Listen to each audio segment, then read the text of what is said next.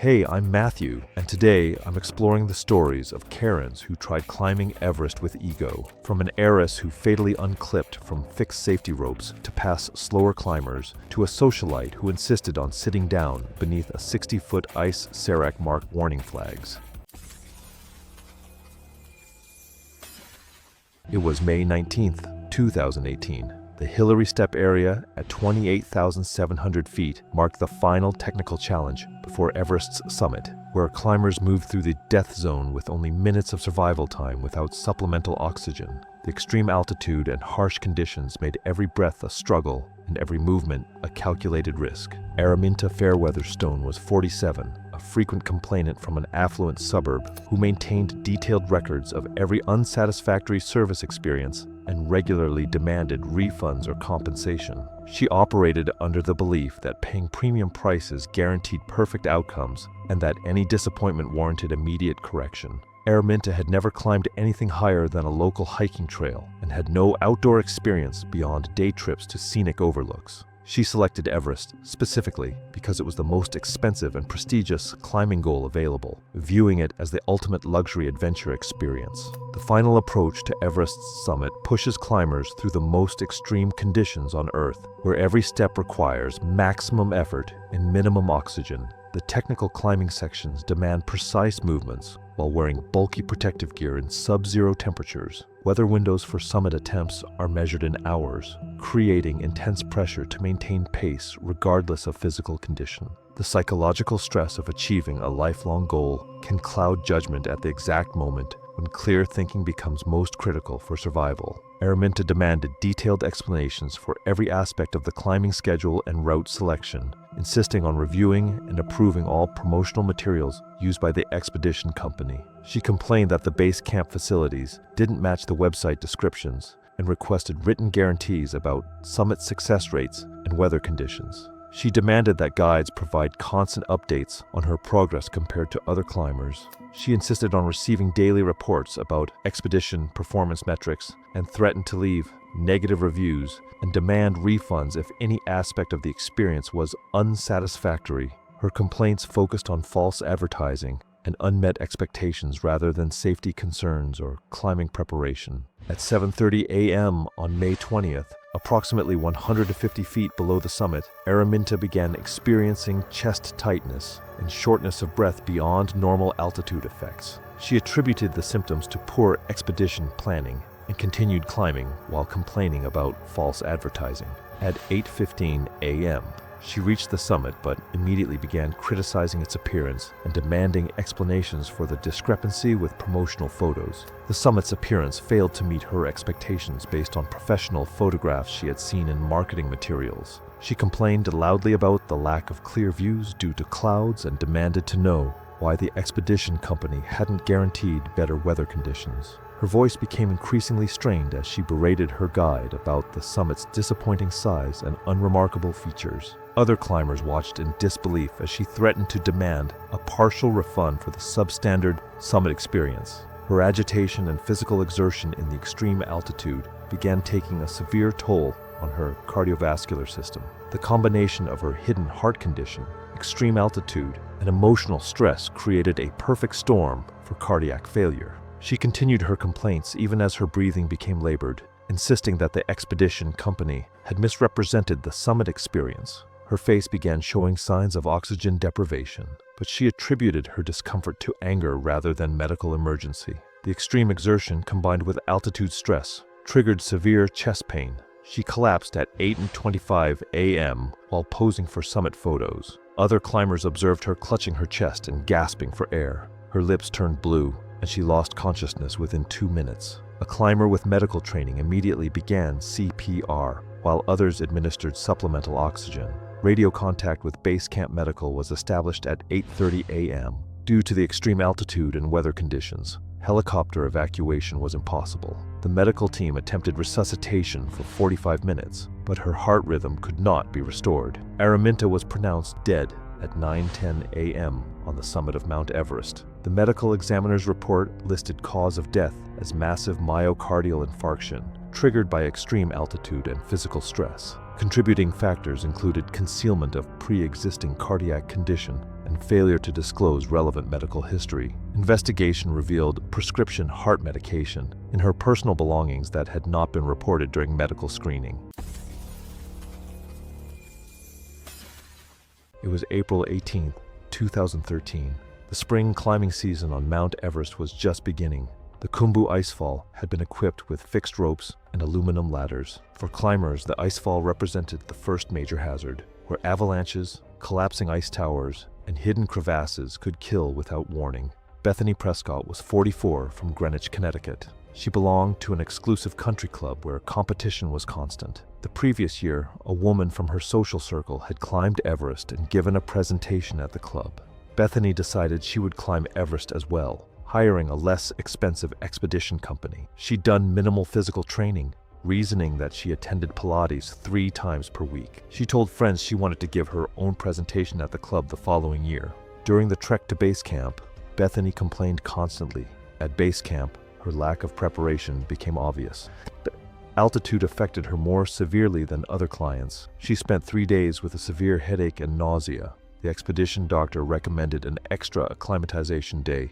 Bethany refused, stating she was on a schedule. The first acclimatization rotation was scheduled for April 18th. Climb through the Khumbu icefall to Camp 1 at 19,500 feet. Spend 1 night, then descend. The Khumbu icefall is a river of ice, moving several feet per day. This movement causes ice to fracture constantly, creating ice blocks the size of houses, deep crevasses, and unstable towers called seracs that can collapse without warning. Climbers cross using fixed ropes and ladders, typically starting around 2 or 3 a.m. when ice is most stable. As the sun warms the icefall becomes progressively more dangerous. By mid-morning, collapse risk increases dramatically. Experienced climbers aim to be through by 8 or 9 a.m. The expedition leader briefed the team the evening before. They would wake at 1:30 a.m. and begin climbing at 2:30 a.m. Bethany objected immediately, stating 1:30 a.m. was unreasonable. The leader explained this was standard protocol and non-negotiable. After 20 minutes, Bethany reluctantly agreed. At 1:30 a.m. on April 18th, the team began waking. Bethany had not gotten up. At 2 a.m., the leader found her still in her sleeping bag. The leader explained the group stayed together for safety. Bethany argued she would climb on her own schedule. The leader compromised. Bethany could depart at 4 a.m. with an assistant guide. The main group departed at 2:30 a.m. and reached Camp 1 by 7 a.m. Bethany and her assistant departed at 4 a.m. The crossing was slow. By 7 a.m., they were roughly halfway. The sun was up and temperature was rising. The assistant became increasingly concerned. They were entering the dangerous period. He urged Bethany to move faster. By 8:30 a.m., they were approximately 2/3 through. Temperature had risen above freezing. The icefall was audibly active, constant creaking and groaning. Small chunks were falling from seracs. At approximately 9 a.m., they were beneath a massive ice serac, a tower roughly 60 feet tall and 40 feet wide, leaning at an angle. The serac was marked with warning flags. Standard protocol was to move through quickly. The assistant told Bethany they needed to move through quickly without stopping. Bethany stated she needed to rest first. The guide explained firmly they could not rest here. Bethany sat down and said she needed 5 minutes. The guide told Bethany that if she didn't start moving in 60 seconds, he would descend without her. The guide started counting down. At 30 seconds, Bethany stood up, angry, and started moving. They were approximately 50 feet past the serac, with perhaps another 100 feet before clear, when the serac collapsed. There was no warning. Roughly 1,000 tons of ice fell and impacted the route. The assistant, ahead on the rope, heard the collapse and dove forward. He was hit by smaller chunks, knocked down and partially buried, but survived with injuries. Bethany was directly in the path of the main mass. She had no time to react. The ice hit her with tremendous force, killing her instantly. Her body was buried under several tons of ice blocks. The assistant freed himself and radioed for help. The rescue team reached the site within 90 minutes. The recovery operation took 2 full days. Bethany's body was located approximately 15 feet below the surface, crushed by the ice. Death had been instantaneous from massive trauma. The official investigation determined the serac collapse was a natural event that could not have been predicted with certainty. However, the investigation noted Bethany and her guide had been in the icefall during the dangerous late morning period, when ice is most unstable, and that Bethany had delayed in a high-risk area despite warnings. was April 28, 2013, and the route between Camp 1 and Camp 2 crossed the western Sea of Uum, a broad glacial valley that turned into a solar oven by mid-morning as sunlight reflected off the ice walls of Noptse and Lhotse. The traverse gained minimal elevation, but stretched for miles across crevasses, hidden by thin snow bridges. Morning cold gave way to temperatures past 40 degrees Fahrenheit in direct sun, accelerating dehydration at 20,000 feet. Diane Buckley, 49, from Naples, Florida, had joined the expedition as part of a post-divorce reinvention. She had sold her share of a real estate development company and was spending a portion of the proceeds on experiences that proved she was more than what her marriage had reduced her to. Her mountaineering experience consisted of a guided luxury Kilimanjaro trek the previous year. She paid $72,000 to a well-known Western operator. Her Sherpa was Pemba Katar, 37, from Pangboche, steady, careful, with 9 Everest summits and a reputation for managing high-maintenance clients without losing patience. He was the sole provider for his wife, 2 young sons, and his mother. Diane's complaints began before leaving base camp: tent placement too close to the latrine area, cook tent menu lacking options she could eat, sleeping bag rated for conditions she didn't believe she would encounter. Each was delivered with the assumption that staff existed to accommodate preferences rather than manage logistics under extreme constraints. When Sawyer explained that tent placement was determined by terrain stability, Diane accepted the answer temporarily before raising the same issue through a different framing the following day. But the problem that killed her was smaller than any of those complaints and had been flagged repeatedly. During equipment checks, Pemba noticed Diane consistently loosened her climbing harness after putting it on, adjusting the leg loops and waist belt until comfortable rather than secure. He corrected her twice that first day, demonstrating proper fit, snug enough that 2 fingers could slide beneath the waist belt, but not a fist. Diane tightened it under supervision and loosened it within minutes. The pattern repeated at every camp. When Pemba explained that a loose harness could fail to arrest a fall on steep terrain, Diane said the straps created pressure points. Expedition leader Brett Sawyer instructed her directly that harness fit was a safety requirement. Diane adjusted it in his presence and was observed loosening it 30 minutes later. On May 3rd, during the second rotation on the Lhotse face, the harness issue reached its conclusion. The route angled between 40 and 50 degrees on blue ice, fixed ropes providing the safety margin for less experienced climbers. At approximately 23,000 feet, Diane's left crampon scraped across hard water ice without catching. Her boots skated out, and her body weight transferred to the Jumar on the fixed rope, which should have held her in position while she regained footing. Instead, the loosened waist belt rode upward under load. The leg loops failed to distribute weight properly. Diane's body rotated and partially inverted before the Jumar held. Pemba was 15 feet below. He climbed toward her immediately, reaching her within 2 minutes, but the angle and her position made rescue complicated. He needed to support her weight while she righted herself. Except Diane was panicking, her movements erratic, legs kicking at the ice instead of finding the purchase. The harness shifted again. The waist belt, now near her rib cage, no longer held her center of gravity. Her body began sliding through the loosened webbing. Pemba grabbed for her jacket, her harness, but the fabric slipped through his gloves as her weight overcame the friction of loose straps. Diane Buckley fell approximately 700 feet down the Lhotse face and died on impact. Pemba, who had lunged to catch her, was pulled off balance. His right shoulder dislocated violently, and the jolt swung him into the ice face, fracturing 3 ribs. He hung on the fixed rope until a Sherpa from another team helped stabilize him. The shoulder required surgery. The ribs healed but left chronic pain during heavy exertion. He never climbed above base camp again.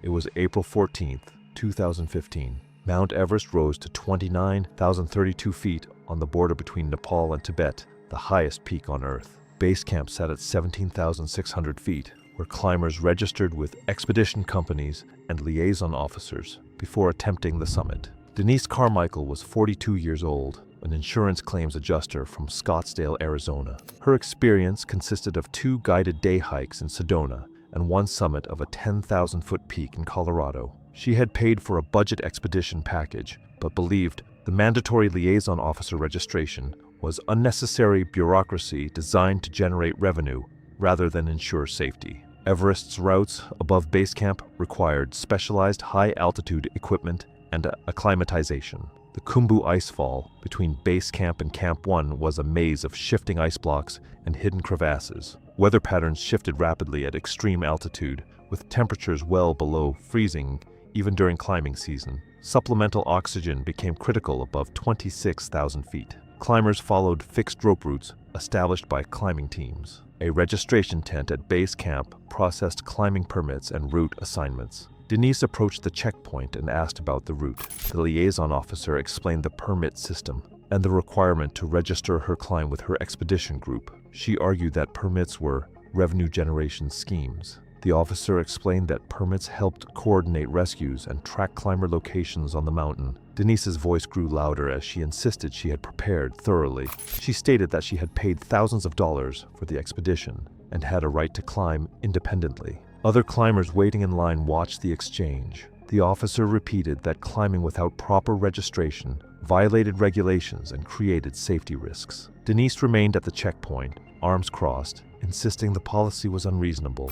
After several more minutes of back and forth, she finally turned away and walked toward the tent area. The next morning, she left base camp before dawn without her assigned group. She carried a day pack that appeared too light for a proper attempt through the icefall. Another climber noticed her heading toward the Khumbu icefall alone. She moved quickly, staying away from the main route where teams were working. She followed a less traveled path through the icefall that experienced climbers avoided due to instability. Denise navigated through the ice formations for some time, gaining elevation.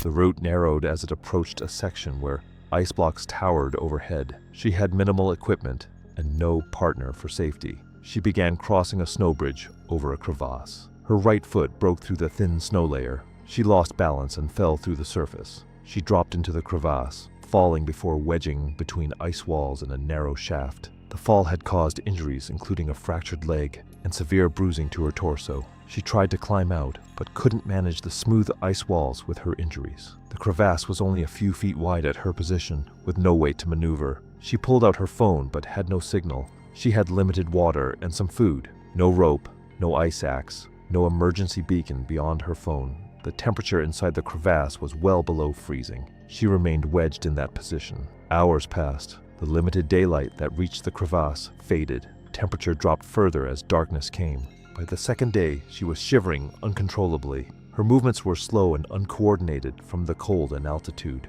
She attempted to shift position, but managed only slight movements. The extreme cold continued. She had been without adequate water. Her body was shutting down from hypothermia, shock from the injuries, dehydration, and altitude effects at nearly 19,000 feet. She lost consciousness sometime on the third day. A team working on the fixed ropes spotted the collapsed snow bridge. They investigated and found her in the crevasse. A rescue team reached her location. She had no pulse and was not breathing. The medical examiner determined that death resulted from severe hypothermia, dehydration, shock from untreated injuries, and altitude-related complications. The fractures had caused blood loss and compromised the body's ability to regulate temperature in the extreme cold. Dehydration and the thin air at that elevation had accelerated the decline. The lack of emergency equipment, adequate supplies, and communication devices meant she had no way to signal for help. The death was ruled accidental. Her expedition company reported her missing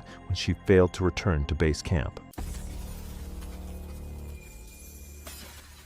It was June 8th, 2014. Camp 3 clung to the steep Lhotse face at 24,500 feet, where the air contained only 1/3 the oxygen of sea level, and every movement required deliberate effort. The thin atmosphere and extreme cold created a hostile environment where even basic tasks became life-threatening challenges. Dolores Fitzpatrick was 51, a neighborhood association board member from suburban Illinois who had dedicated her life to creating and enforcing community regulations. She thrived on establishing order and ensuring compliance with proper procedures. Dolores had completed charity walks and several guided nature hikes in local parks, but had never camped overnight or used any technical equipment. She viewed Everest as an opportunity to demonstrate that proper planning and rule following could overcome any obstacle, treating the expedition like a community project that needed her organizational skills. The extreme altitude above 24,000 feet creates a hostile environment where the human body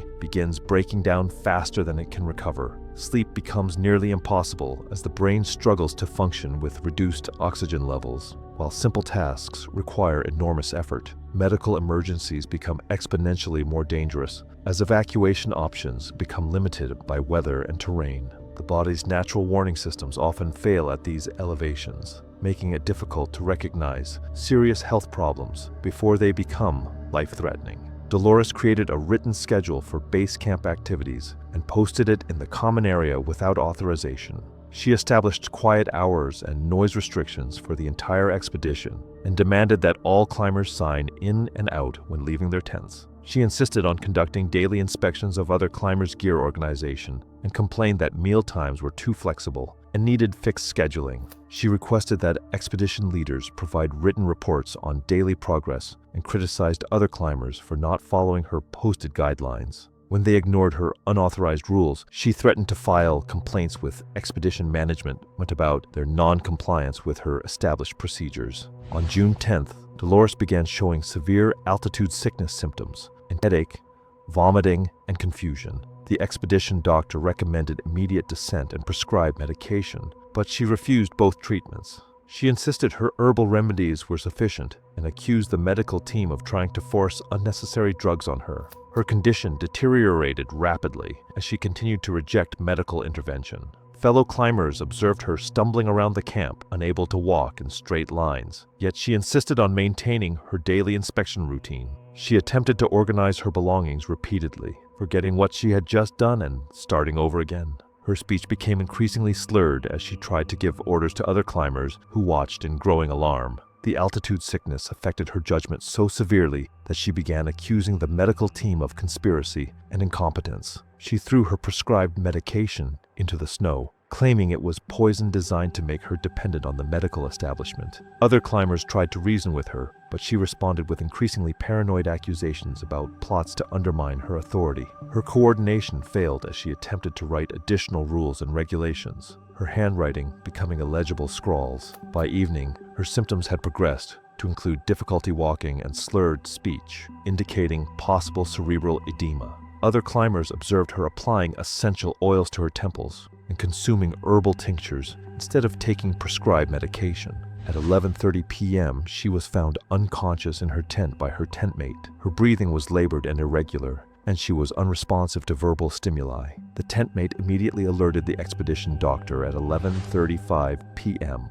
Medical assessment revealed signs of high-altitude cerebral edema, altered consciousness, and ataxia. Emergency descent was initiated, but her condition deteriorated rapidly during transport. Radio contact with base medical was established, but evacuation from that altitude in darkness was impossible. Dolores died at 3:20 a.m. on June 11th during the emergency descent. The medical examiner's report listed cause of death as high-altitude cerebral edema, with contributing factors of refusal of standard medical treatment and delayed descent. Evidence recovered from her tent included unused prescription altitude medication and various herbal supplements. The investigation noted that early medical intervention could have prevented the fatal outcome.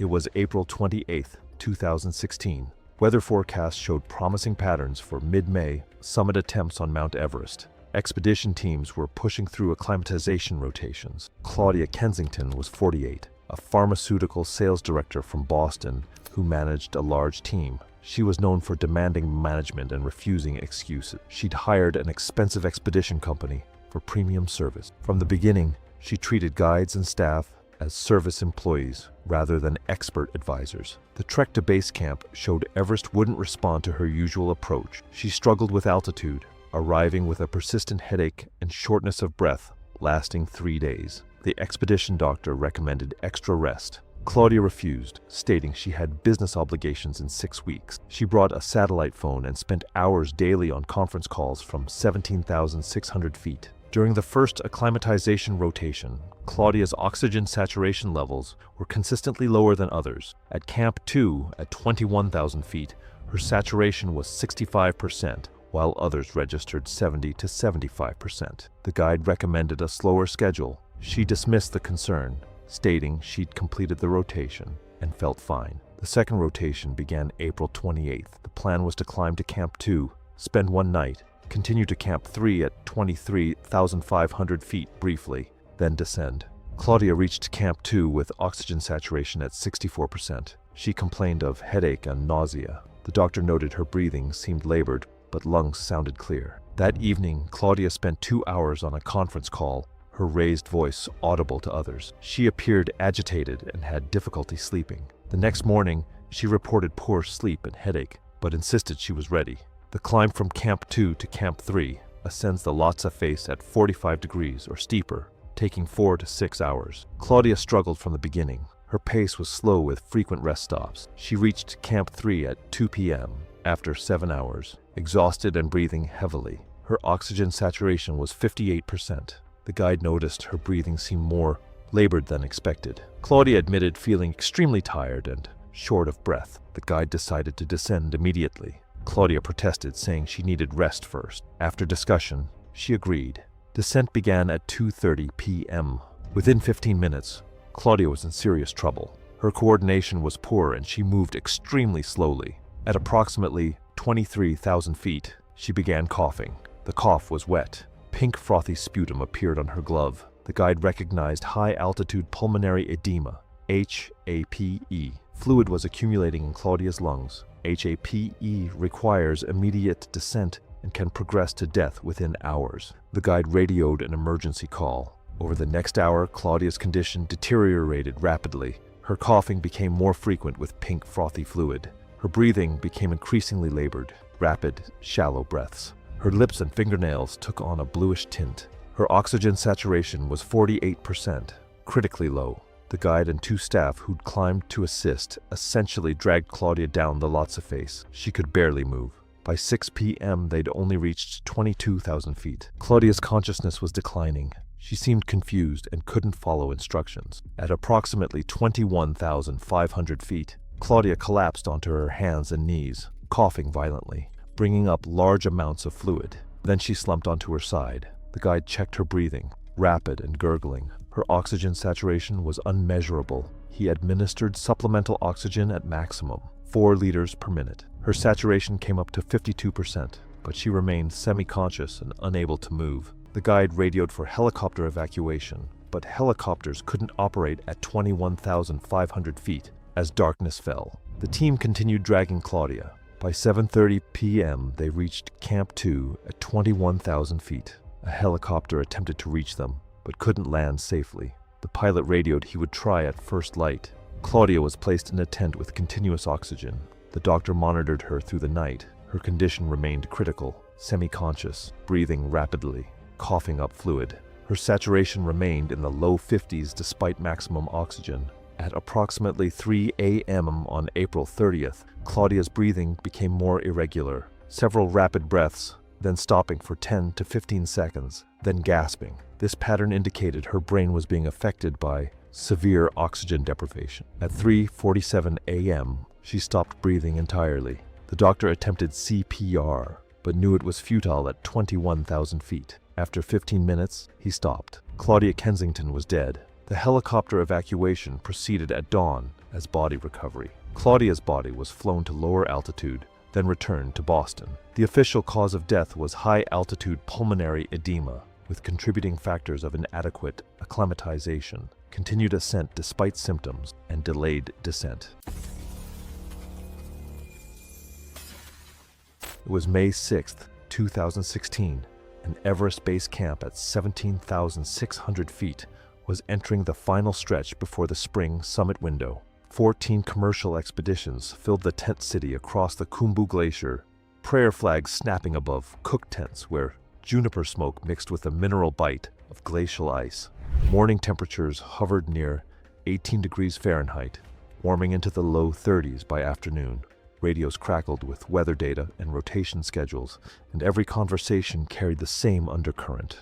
The window was close. Among those preparing was Linda Hargrove, a 52-year-old from Scottsdale, Arizona, who had retired 3 years earlier from a senior director role at a pharmaceutical distribution company. 26 years of managing national sales territories had built a personality that treated timelines as non-negotiable and pushback as a problem to be escalated. She had climbed Kilimanjaro and Aconcagua, both guided, both successful, and both reinforcing a belief that preparation and persistence were the only variables that mattered. She paid $68,000 to a mid-tier Nepali operator and arrived at base camp with a personal itinerary, mapping every rotation and summit date against historical weather averages she had compiled herself. Her assigned Sherpa was Kancha Wongdi, 41, from Tame Village, a veteran of 11 Everest summits across 18 seasons. His reputation among operators was built on reading clients accurately and managing the ones who confused paying for a summit attempt with purchasing a guaranteed outcome. His income supported his wife, 3 children, and his elderly mother, whose diabetes medication consumed a growing share of what he earned each season. The friction began at the first acclimatization briefing, when Linda interrupted expedition leader Prakash Tamang 3 times to propose schedule modifications, compressing rest days, skipping a night at Camp 1, adjusting departure times based on her research. Prakash explained that acclimatization was physiological, not logistical. Linda accepted this the way she had accepted budget limitations at work, as a starting point for negotiation. Through rotations, the pattern solidified. Linda treated Kancha's guidance as input to be evaluated against her own research rather than expertise to be followed. She pushed ahead of his pace in the icefall, countered his hydration recommendations with her own supplement schedule, and questioned whether his pulse oximeter had been calibrated when it showed 70% saturation at Camp 3. Each correction was delivered with the certainty of someone who believed she had already accounted for every variable.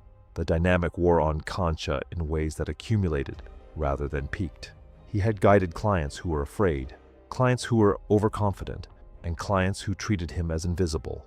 Linda was something different, someone who believed she had already accounted for every variable and viewed his experience as redundant information. Before the summit push, Linda requested assurance from Prakash that the turnaround time, 1 p.m., regardless of position, could be adjusted based on conditions. Prakash told her it was non-negotiable. Linda accepted this verbally. Her behavior on summit night suggested otherwise. They departed Camp 4 on May 18th at 11 p.m. under clear skies. Linda climbed steadily through the first hours, slower than the team average but consistent enough that Kancha allowed himself cautious optimism. Above the balcony at 27,600 feet, her pace collapsed. 15 steps, then a 2-minute rest, then 10 steps and longer pauses. By 1 p.m. they had reached approximately 28,500 feet with the turnaround hitting. Kancha told her directly they needed to descend. Linda pointed upward. The summit was visible and continued climbing without acknowledging the instruction. Her voice was flat, her gestures delayed. Kancha checked her saturation. 59%. The woman making the decision to continue was no longer functioning clearly enough to make it. 1 p.m. passed. Linda kept climbing. Around 3:30 p.m., at approximately 28,700 feet, she sat down on the track and stopped responding entirely. Her eyes were open, but tracked nothing. Her hands rested in her lap without coordination to adjust her mask. The cerebral edema had progressed past the point of participation. Kancha began lowering her, clipping her harness to the fixed line, managing dead weight through technical terrain as temperatures dropped toward minus 35 degrees Fahrenheit with wind chill. The work required removing his outer gloves repeatedly to manage carabiners with the precision the terrain demanded. For 2 hours he worked alone before a Sherpa team from Camp 4 met him and helped bring her down. Linda Hargrove was pronounced dead at Camp 4. The cause was high-altitude cerebral edema, compounded by hypothermia. Kancha reached camp with severe frostbite on 7 fingers and all 10 toes, the result of hours of bare-handed rope work in extreme cold. Doctors in Kathmandu amputated portions of 3 fingers and 2 toes. The damage ended his ability to grip ice tools or wear crampon-compatible boots for extended climbing. He returned to Tem and took work managing a lodge. His guiding career was over at 41. It was May 23, 2015. Mount Everest rose to 29,032 feet on the border between Nepal and Tibet, the highest peak on Earth. The Hillary Step at 28,839 feet marked one of the final technical obstacles before the summit, where climbers queued on fixed ropes during busy weather windows. Heather Brooke was 33 years old, an accountant from San Francisco, California. She had planned this expedition as the culmination of years of training and saving. Her climbing fitness was good, and she had completed several high-altitude climbs on other mountains. She believed she could move efficiently through the summit push and handle the challenges of the death zone. Everest's summit push required climbers to navigate through the death zone above 26,000 feet, where the human body could not survive for extended periods. The Hillary Step was a near-vertical rock face requiring climbers to ascend and descend using fixed ropes. Traffic jams at the step were common during peak season, causing dangerous delays. Climbers waiting in the death zone depleted oxygen supplies and energy reserves. Frostbite, exhaustion, and oxygen deprivation could occur rapidly during delays. The expedition leader briefed the team at Camp 4 before the summit push. He explained that if traffic was heavy at the Hillary Step, they might need to turn around to avoid dangerous delays. Heather listened but made a comment about not turning back after coming this far. Another climber mentioned that waiting in line at altitude could be fatal. Heather cut him off, saying she had been planning this for years and that she could handle the wait. She added that this was her only chance and she wasn't wasting it. The team left Camp 4 after midnight. Heather climbed steadily through the darkness, using supplemental oxygen and following the fixed ropes. Progress was slow in the extreme altitude. By mid-morning, they reached the Hillary Step. A long line of climbers from multiple expeditions was queued on the ropes. The guide estimated a significant wait. The guide gathered the team and recommended they turn around due to the delay. Heather refused. She said she had come too far to turn back now.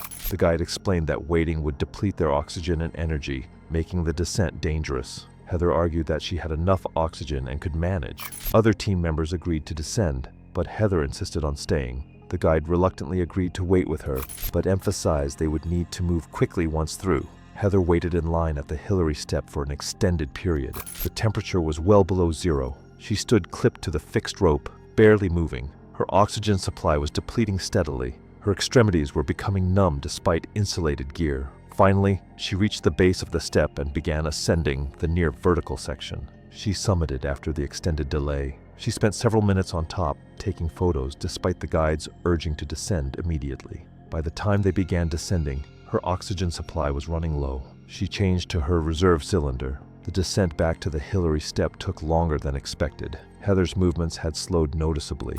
When they reached the step, another queue had formed for the descent. Climbers were backed up, waiting to descend the fixed ropes. The guide's concern was evident. Heather's oxygen ran out while waiting. She began using the guide's emergency supply. Her coordination deteriorated rapidly without adequate oxygen. When her turn came to descend the step, her movements were clumsy and slow. Partway down the vertical section, she lost her footing. Her weight came onto the fixed rope and safety system. She hung suspended, unable to regain her footing on the near vertical surface. The guide above tried to assist but couldn't reach her position safely. Other climbers helped lower her the rest of the way down the step. She was barely conscious. Her breathing was shallow and irregular. The guide and other climbers attempted to move her downward, but she could no longer coordinate her movements. She collapsed on the route below the Hillary Step. Despite efforts to revive her and administer oxygen from other climbers' supplies, she did not regain consciousness. She died on the route in the death zone. Her body remained on the mountain. The medical examiner determined that death resulted from severe hypoxia and exhaustion in the death zone. The extended delay at the Hillary Step had depleted her oxygen supply and energy reserves. The lack of supplemental oxygen at extreme altitude had caused rapid deterioration of brain and organ function. Contributing factors included the decision to wait in the queue, despite warnings and extended time in the death zone without adequate oxygen. The death was ruled accidental. It was April 28, 2015. Camp 2 perched precariously on a rocky ledge at 21,300 feet, where every drop of water was precious and fuel supplies meant the difference between survival and death. The extreme altitude and harsh conditions made resource management critical for survival in this unforgiving environment. Evangeline Worthington Blake was 38. a corporate compliance officer from Massachusetts whose career centered on identifying contamination risks and enforcing cleanliness standards. She approached every situation with checklists and protocols, believing that proper procedures could eliminate any risk. Her outdoor experience consisted of day hikes in New England and 2 weekend camping trips, but she had never used mountaineering equipment or slept above 3,000 feet. She viewed Everest as the ultimate test of her systematic approach to risk management and had researched every possible contamination scenario. High-altitude camping requires careful resource management, as every supply must be carried up from lower elevations at great physical cost. Fuel for melting snow becomes critically important as natural water sources disappear above base camp elevations. The extreme cold and dry air create additional challenges for maintaining proper nutrition and hydration levels. Shared facilities and communal cooking arrangements become essential for conserving precious resources in the harsh mountain environment. Evangeline questioned the sanitation procedures for shared cooking equipment and demanded written protocols for every cleaning procedure. She requested that communal areas be cleaned with disinfectant before each use and insisted on inspecting other climbers' personal hygiene practices. She hoarded extra oxygen canisters and fuel supplies, arguing she needed backup supplies for safety reasons that others didn't understand. She refused to share cooking duties, stating that others didn't meet her cleanliness standards, and demanded that meal preparation be done separately from the group kitchen area. When other climbers used the communal water station, she complained they weren't washing their hands frequently enough and posed contamination risk to the entire expedition. On the morning of April 30th, Evangeline's personal fuel supply ran critically low after 2 days of solo snow melting. She had been consuming approximately 2 liters of water daily, well below the recommended amount. At 11:30 a.m., she approached the communal water station but refused to use it after observing other climbers handling the equipment. Her attempts to maintain sterile conditions became increasingly desperate as her water supply dwindled. She spent precious time wiping down equipment with sanitizing wipes that froze solid in the extreme cold, making them useless. Other climbers watched as she repeatedly cleaned the same surfaces, obsessing over imaginary contamination, while her dehydration worsened. Her movements became more erratic as she searched through her supplies for alternative purification methods. The irony of her situation became apparent to observers as she chose potential death over using shared equipment. Her hoarded fuel supplies sat unused in her tent while she rationed her remaining water to dangerous levels. Fellow climbers offered to help melt snow using their equipment, but she refused each offer, claiming their methods didn't meet her safety standards. Her voice became increasingly hoarse as dehydration affected her ability to speak clearly. She attempted to melt snow using her remaining fuel, but the canister was nearly empty. The melting process yielded less than 500 milliliters of water. By 2 p.m., she was showing signs of severe dehydration, dizziness, confusion, and dark urine. She became increasingly irrational, accusing other climbers of contaminating her supplies. At 4:15 p.m., she collapsed outside her tent. Other climbers found her unconscious with a weak pulse and extremely dry mucous membranes. Emergency rehydration was immediately initiated by a climber with medical training using expedition medical supplies. Radio contact was established with Base Camp Medical at 4:20 p.m. Due to her condition and the camp's elevation, helicopter evacuation was impossible. The medical team attempted aggressive rehydration, but her kidneys had already begun shutting down from prolonged dehydration. Evangeline died at 11:45 p.m. on April 30th. The expedition doctor's report listed cause of death as acute renal failure, secondary to severe dehydration. Contributing factors included refusal to utilize available water sources and inadequate fluid intake over 72 hours. Her unused hoarded supplies were redistributed to other climbers. It was May 15th, 2014. The summit window on Mount Everest had opened.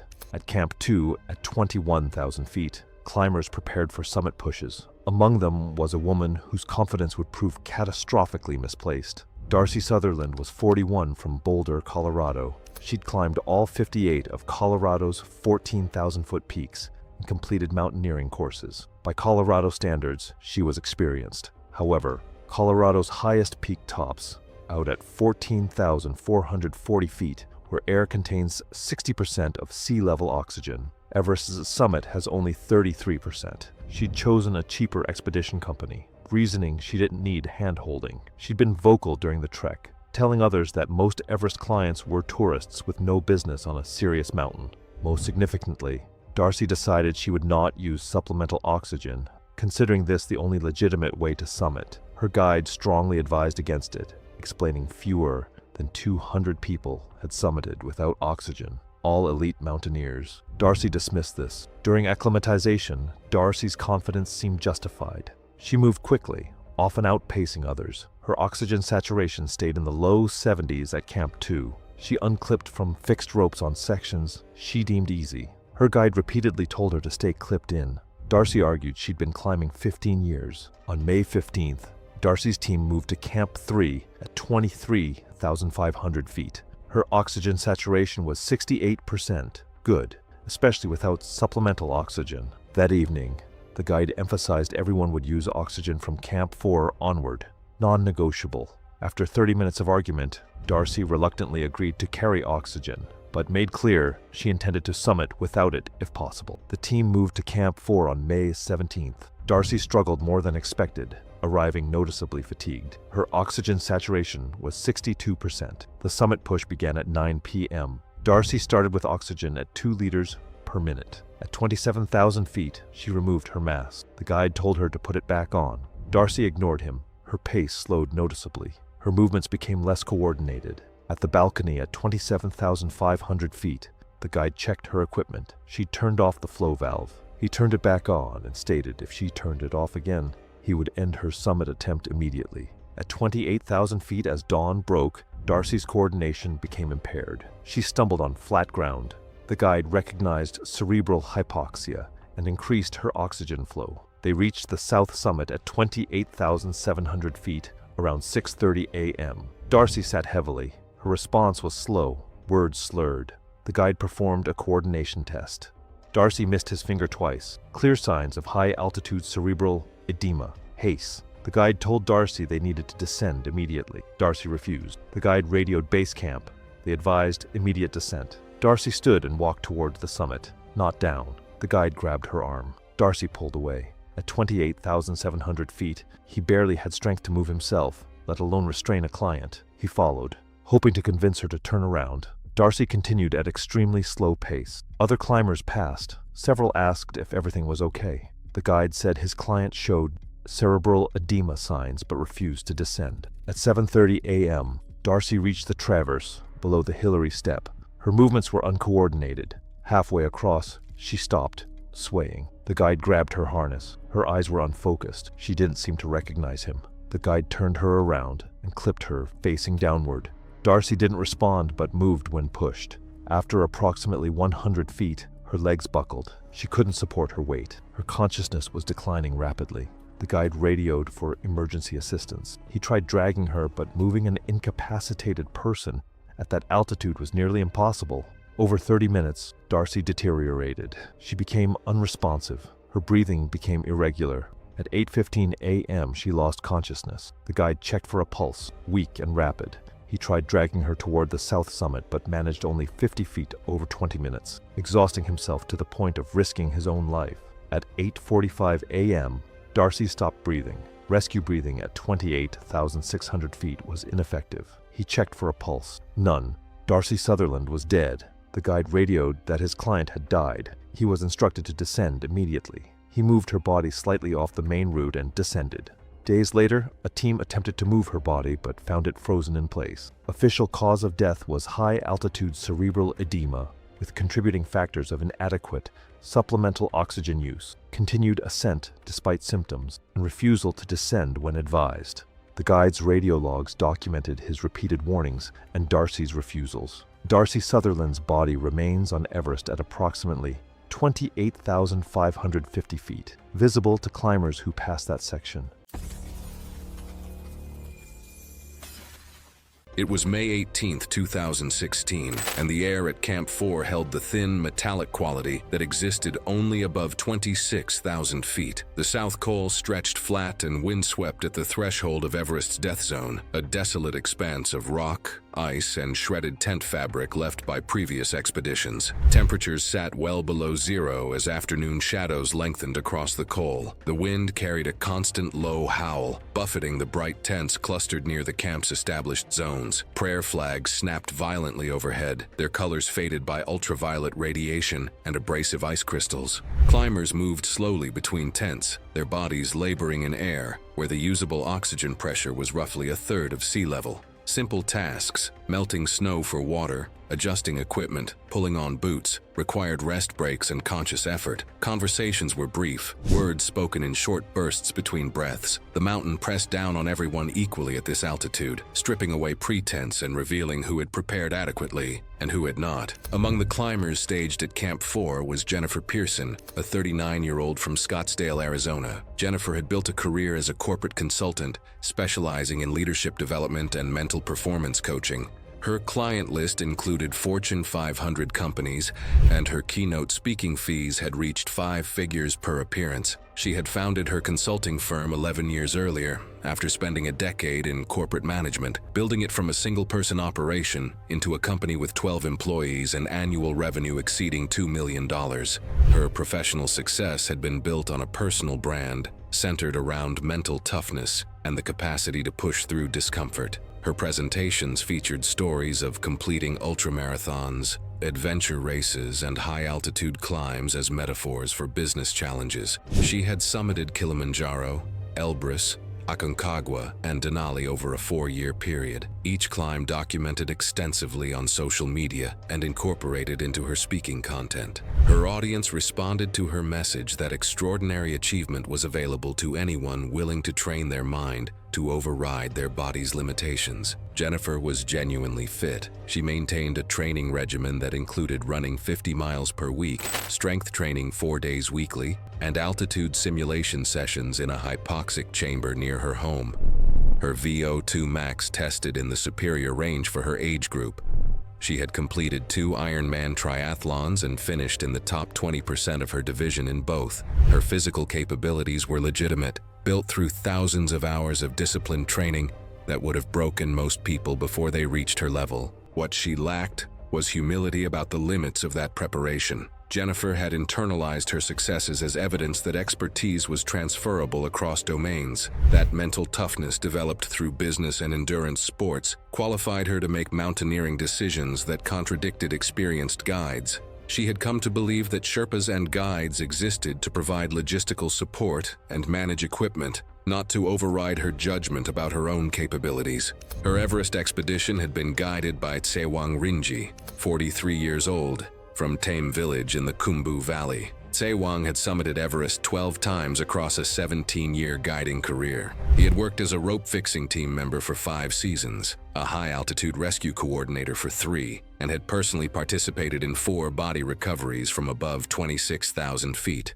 His face showed the cumulative damage of sustained extreme altitude exposure. Deep lines carved by wind and cold, eyes slightly sunken from dehydration that had become chronic, skin weathered to a texture that made him appear older than his years. Tsewang supported an extended family that included his wife, 3 children, his elderly mother, and his younger brother's family after his brother had died in a climbing accident on Cho Oyu 8 years earlier. His guiding income funded his children's education in Kathmandu, covered medical expenses for his mother's diabetes treatment, and supported his brother's widow and her 2 children. The financial pressure was constant and unavoidable. Walking away from a client, even a difficult one, meant not only losing the expedition fee but risking his reputation within the tight network of expedition companies that controlled access to guiding work. The problems with Jennifer had started during the approach trek to base camp. She questioned Tsewang's pacing decisions, suggesting he was moving the team too slowly and wasting valuable acclimatization time.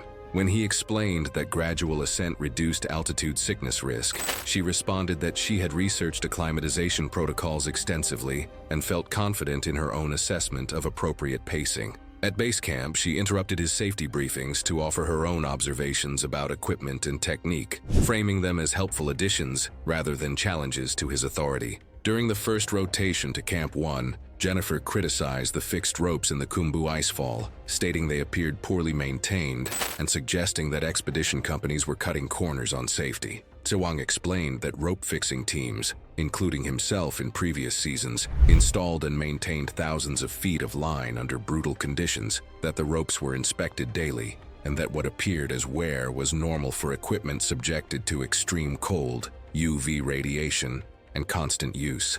Jennifer responded that she was simply advocating for higher standards, that clients deserved the best possible safety measures given the fees they paid.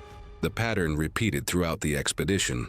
Jennifer treated Sewang's guidance as suggestions subject to her approval, rather than instructions from someone with vastly more experience in the specific environment where they were operating. She was never overtly rude, never raised her voice, but her behavior communicated a fundamental disrespect packaged in the language of quality control and personal empowerment. She referred to him as her guide in conversations with other climbers, using possessive language that reduced him to a service provider, rather than acknowledging him as a mountaineering expert whose judgment could mean the difference between life and death. Other Sherpas on the expedition noticed and discussed Jennifer's behavior during private moments. The consensus was that she represented a familiar type, the successful Western client who had achieved enough in their own domain to believe their competence was universal. These clients were among the most dangerous to guide because their confidence was genuine and their self-assessment was partially accurate. Jennifer was fit, mentally tough, and capable of enduring significant discomfort. Those qualities made her dismissal of Sewang's warnings more credible to herself and harder to override with safety concerns she interpreted as overcautious.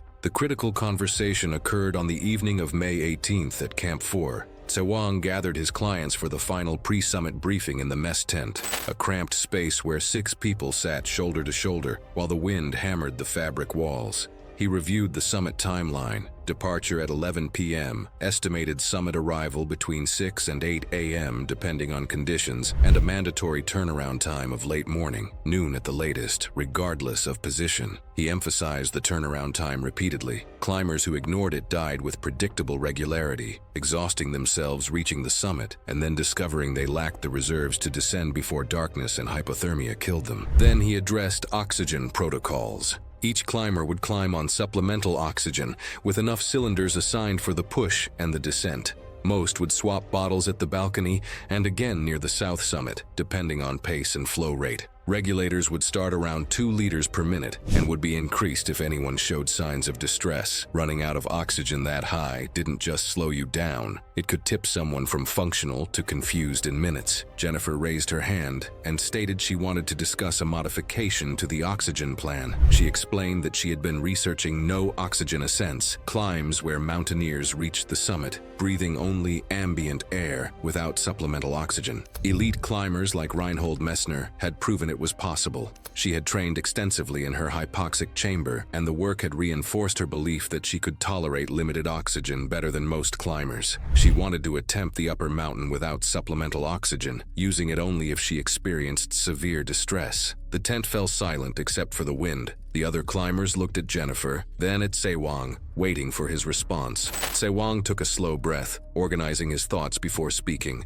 He explained that no oxygen ascents required years of specialized preparation that went far beyond fitness and altitude chamber training. Climbers who summited without oxygen typically spent extended time at extreme altitude acclimatizing their bodies to function in conditions where most people would die within hours. They climbed with minimal equipment to reduce weight, moved faster than guided clients, and possessed decades of high-altitude experience that allowed them to recognize when their bodies were failing before cognitive impairment destroyed their judgment. Jennifer had none of those advantages. Her acclimatization schedule had been designed around supplemental oxygen use. Her body had not adapted to function without it above 26,000 feet. Attempting to summit without oxygen after preparing with it was not a test of mental toughness. It was physiological self-sabotage. Her brain would be the first thing to suffer. Her coordination would fail. Her judgment would deteriorate until she could no longer recognize she was in danger. She could collapse somewhere on the upper mountain, and at that altitude, rescue was often impossible. Jennifer's response revealed that she had already decided. She appreciated Sewang's concern, but she felt confident in her preparation and believed her training qualified her to make this attempt. She had signed liability waivers acknowledging she was climbing at her own risk. She understood the dangers and accepted them. She said it wasn't impulsive, that she'd been thinking about it for months, and wanted to take the mask off for the upper mountain. She wanted the accomplishment of summiting Everest the way the pioneers had done it, proving that the mountain could still be climbed through human capability rather than technological support. Sewang tried a different approach. He asked whether Jennifer understood that her decision would affect more than just herself. If she collapsed above 27,000 feet, he would be obligated to attempt a rescue, which would put his own life at risk. Other Sherpas might be pulled from their clients to assist. The entire expedition's summit attempt could be compromised. Her choice to climb without oxygen created cascading consequences for everyone connected to her on the mountain. Jennifer responded that she would not expect rescue. If she got into trouble, she would take full responsibility for her decision. If she felt unable to continue, she would turn around and descend on her own. She was not asking anyone else to take risks on her behalf. She was simply exercising her right to climb her own climb. The statement demonstrated how completely she misunderstood the situation. Above 26,000 feet, climbers rarely recognized when they were in trouble until they had already lost the capacity to save themselves. Hypoxia destroyed judgment before it destroyed the body. Promising to turn around if she felt unable to continue was meaningless. By the time she felt that way, she would lack the cognitive function to execute the descent. And in the death zone, even a client insisting they don't want rescue does not prevent others from being drawn in once they are incapacitated on a fixed-line route. Sewang made his final argument. He had guided Everest for 17 years and had seen dozens of clients collapse from hypoxia, hypothermia, and exhaustion. The pattern was always the same: strong climbers who believed their fitness made them immune to altitude effects, who pushed beyond safe limits, who made small mistakes that compounded into fatal outcomes. Jennifer's plan fit that pattern exactly. In his experience, clients who did this often didn't come back down. He stated this as fact, not speculation, that once someone committed to that choice high on the mountain, he might not be able to reverse it. Jennifer's expression hardened. She suggested that Sewang was being unnecessarily negative, that his experience had made him risk-averse in ways that prevented clients from achieving their potential. She had not spent tens of thousands of dollars and trained for 2 years to have her ambitions limited by someone else's fears. She would be using minimal oxygen on the summit attempt. The conversation was over. After the briefing ended and clients dispersed to their tents, Sewang sat alone in the mess tent, wrestling with the decision he faced. He could refuse to guide Jennifer, which would likely end his career. The expedition company would side with the paying client, and word would spread through the guiding community that he abandoned clients over disagreements about climbing style. Or he could continue guiding her, knowing that her decision was likely to end badly, and that he might witness another preventable death because commercial imperatives overrode safety considerations. He thought about his children in Kathmandu, their school fees due in 2 months.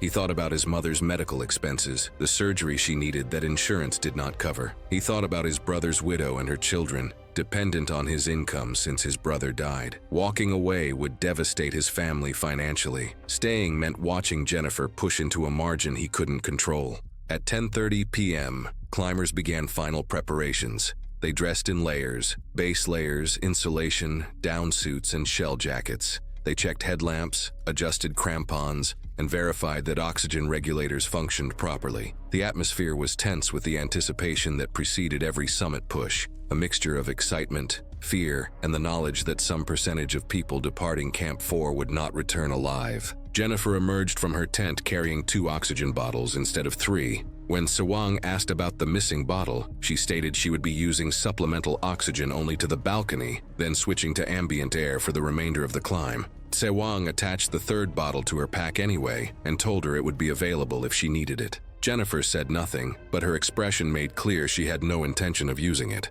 The climb began at 11 p.m. Under a sky so clear the stars provided enough light to see the route even before the moon rose. The temperature was minus 30 degrees Fahrenheit with minimal wind.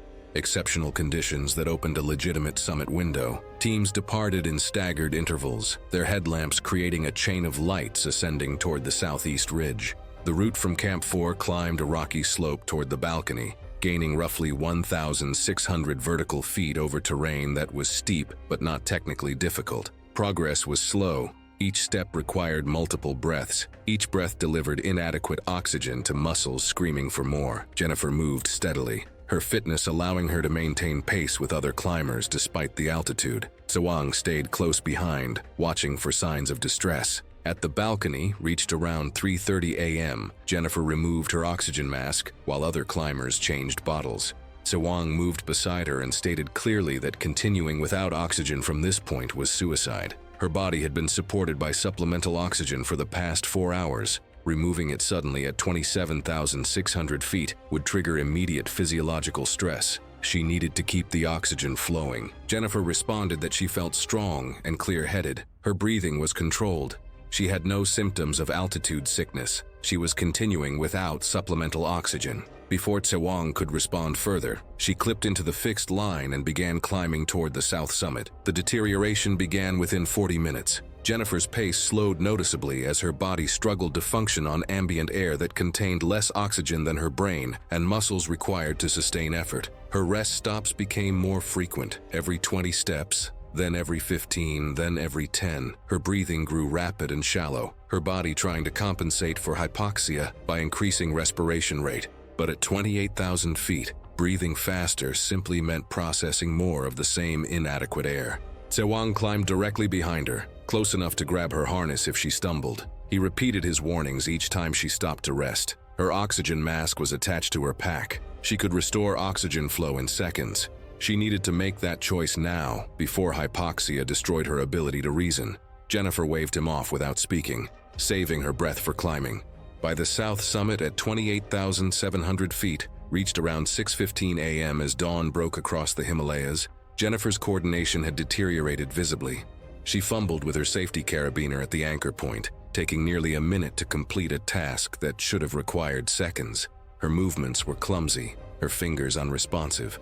When Sewang asked if she knew where she was, she gestured vaguely toward the true summit and said something incoherent about finish lines. The final section from the south summit to the true summit required traversing the knife-edge ridge, negotiating the Hillary Step area, steep, exposed terrain that had changed in recent years, and ascending the final slope to the highest point on Earth.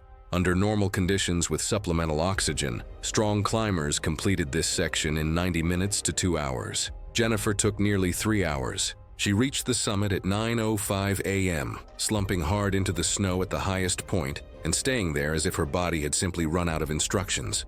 Other climbers took photos and began descending after brief celebrations. Jennifer remained staring up at the sky, her chest heaving with each breath. Sewang knelt beside her and stated they needed to descend immediately. They had already exceeded a safe summit time, and Jennifer's condition was deteriorating rapidly. Jennifer's response came slowly, her words slurred.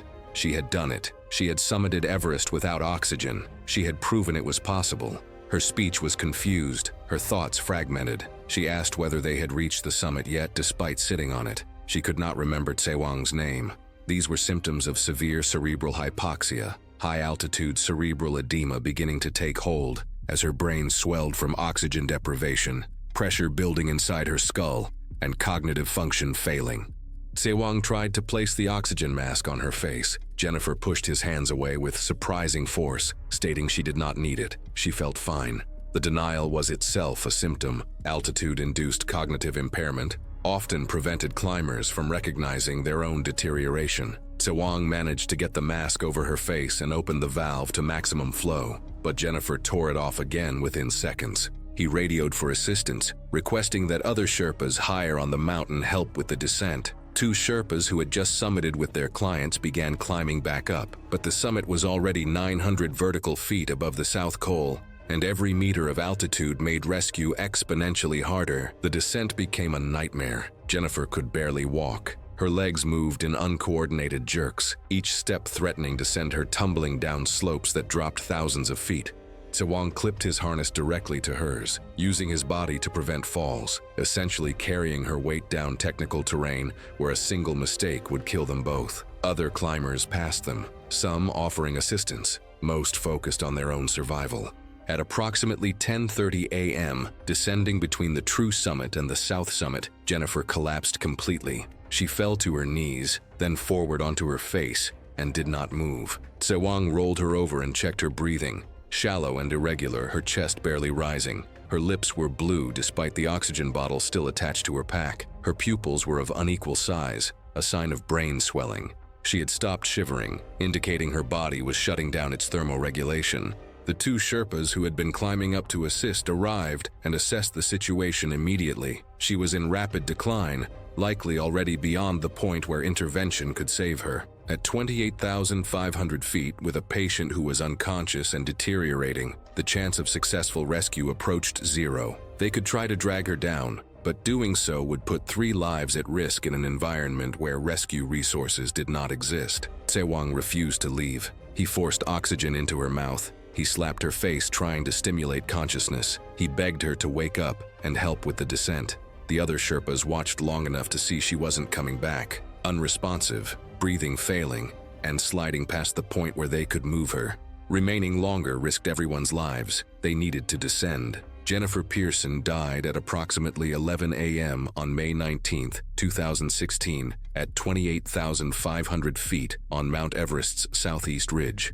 The official cause was high-altitude cerebral edema, secondary to severe hypoxia, compounded by exhaustion and hypothermia. She was 39 years old. Her body remained where she died. The altitude, technical terrain, and her weight made recovery impossible without helicopter support, and helicopters could not operate at that elevation. She became one of the well over 100 bodies that remain on Everest, passed by climbers attempting the same summit she reached and could not descend from. The investigation concluded Jennifer had refused supplemental oxygen against her guide's explicit warnings. Sewang's statements, radio communications, and witness testimony from other climbers confirmed he had repeatedly attempted to prevent her decision and had tried to save her after she collapsed. The expedition company faced no penalties. Jennifer's family released a statement, noting she died pursuing a goal she had trained for years to achieve. Sewang Rinji guided one more Everest expedition the following season,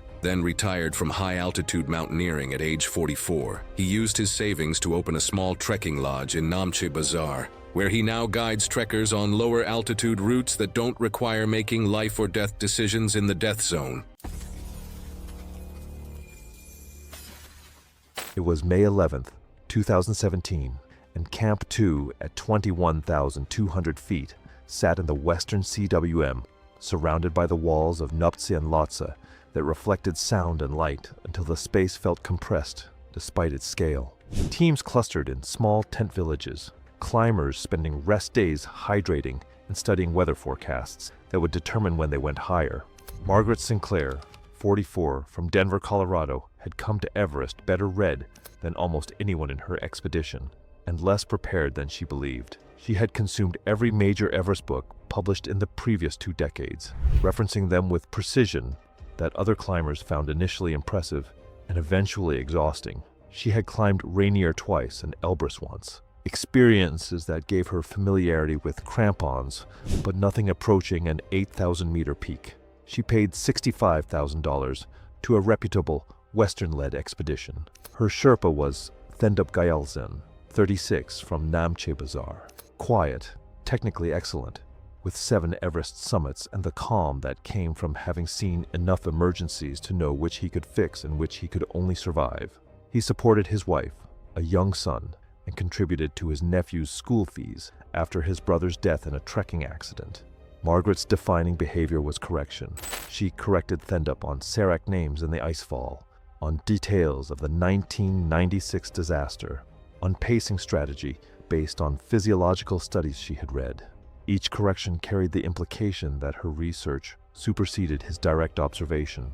Thendup handled it by framing recommendations as observations rather than instructions, a strategy that worked until altitude began revealing what books could not teach. During the 3rd rotation, her oxygen saturation dropped to 66% at Camp 3. Her breathing had developed a faint wet quality, a subtle crackling on deep exhales that Thendup recognized as the earliest sign of fluid accumulating in the lungs. He told her directly that the sound suggested beginning stages of high-altitude pulmonary edema and recommended immediate descent. Margaret dismissed it, citing a medical text about the difficulty of distinguishing early HUP from upper respiratory infection without imaging.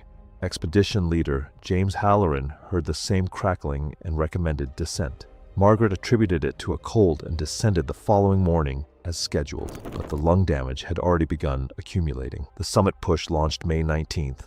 At Camp 4, Margaret's breathing was audible without a stethoscope, a continuous wet undertone, worsening with exertion. Saturation on supplemental oxygen read 63%. Then Dub told Halloran she should not go higher.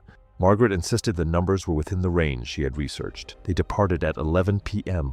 By the balcony, her rest stops had doubled, and the wet sound had become a rattling other climbers could hear passing. Then Dub told her they were turning around.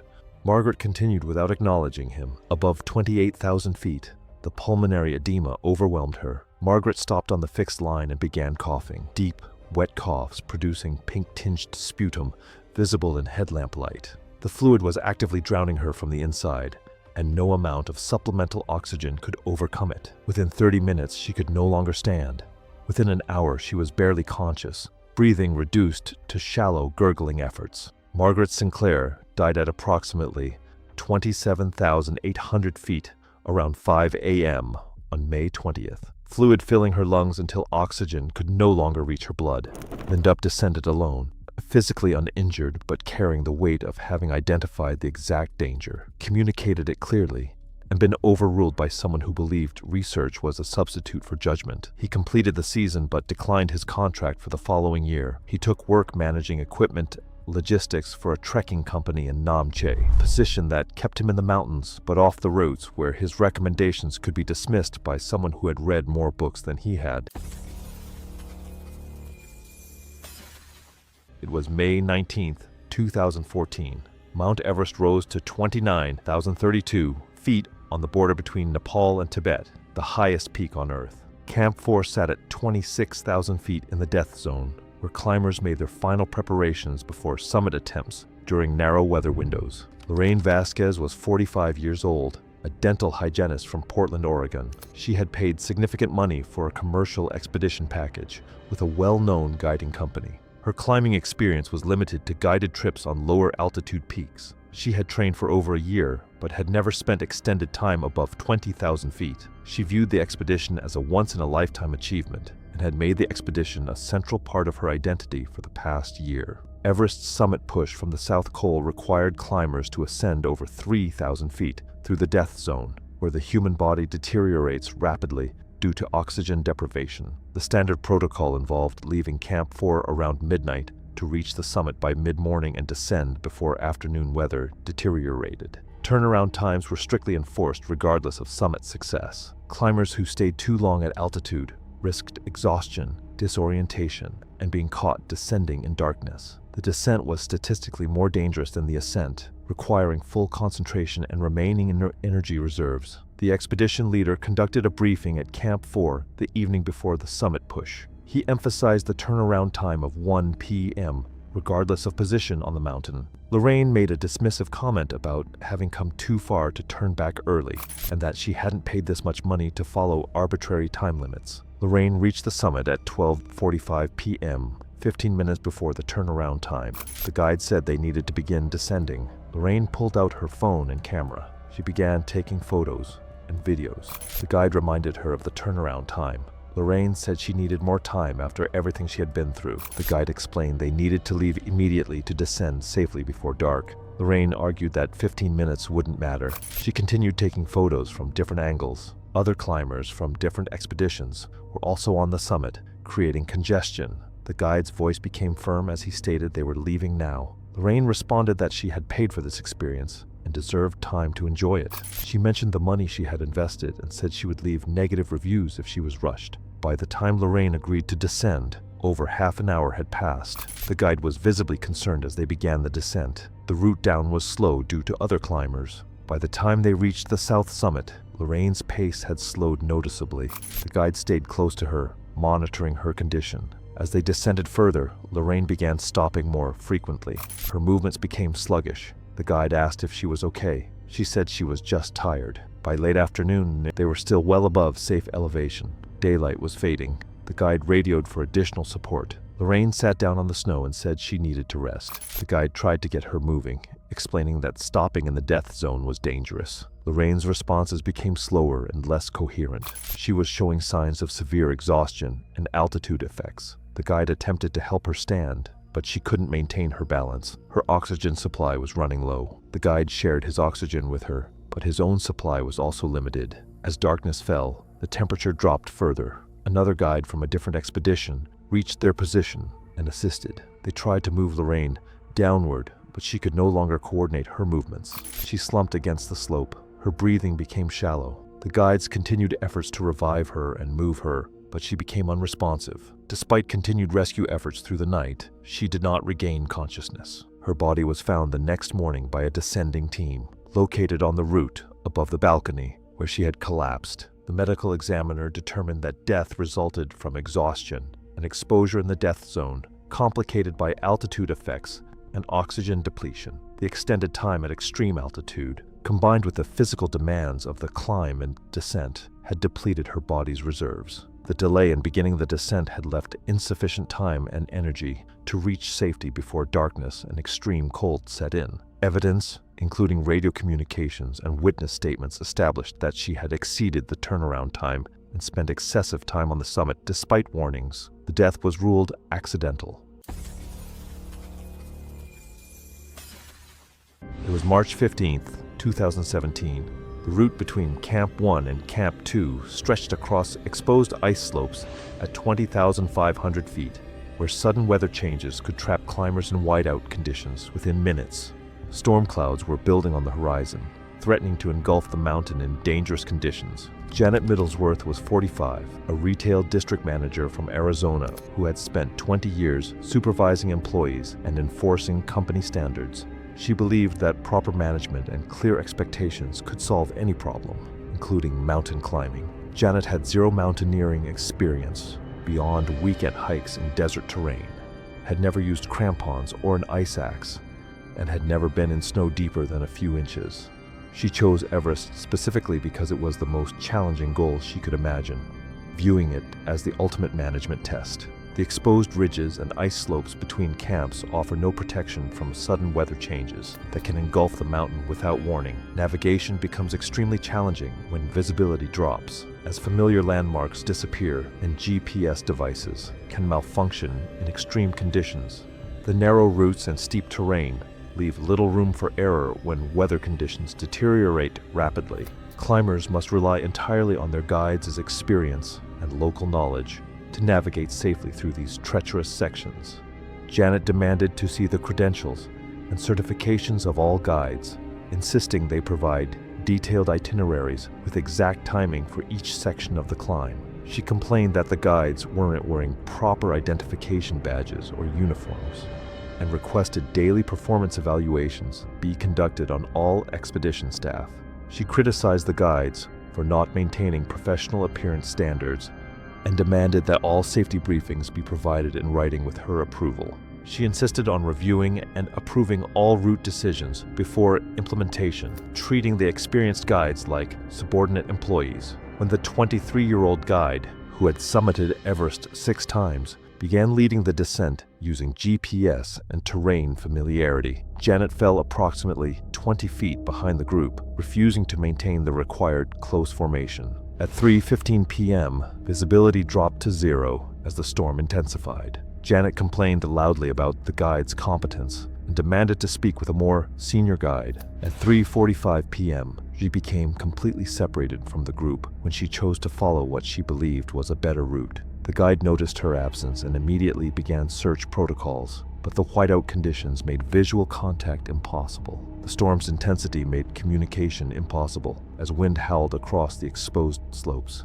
Janet's voice, calling for help, was immediately swallowed by the roaring wind, and her attempts to use her radio produced only static. The blowing snow stung her exposed face and began accumulating on her goggles, further reducing her already limited visibility. Her expensive GPS device showed conflicting readings due to the extreme weather conditions, leaving her completely disoriented. As hypothermia began setting in, Janet's decision-making became increasingly impaired. She continued to move in what she believed was the correct direction, but her path led further away from safety with each step. The cold penetrated her clothing as she struggled against the wind, and her movements became sluggish and uncoordinated. Ice began forming on her breathing apparatus, making each breath more difficult as the storm raged around her isolated position.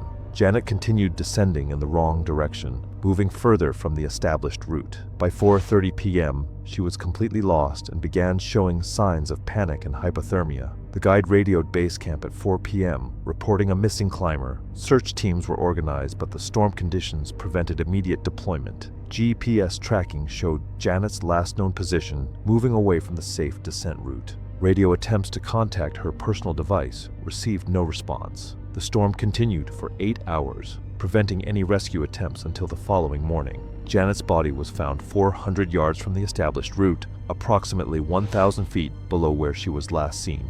The medical examiner determined cause of death was severe hypothermia, with contributing factors of exposure and exhaustion. Evidence showed she had attempted to build a snow shelter, but lacked proper technique. The investigation concluded that failure to follow guide instructions and separation from the group during whiteout conditions led to her death.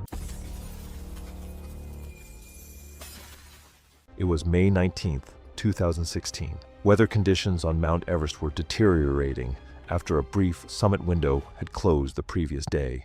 Other teams were still high on the mountain, racing against worsening conditions. Felicity Whitmore was 46 from Minneapolis, Minnesota, where she ran an event planning company built on rigid schedules. Before leaving for Nepal, she created a comprehensive spreadsheet detailing every day of the expedition, specific time blocks for each activity, exact dates for each camp, the precise day she would summit. The guide explained that Everest doesn't follow schedules. Weather and conditions dictate timing. Felicity responded that proper planning prevents problems. The expedition deviated from her schedule almost immediately.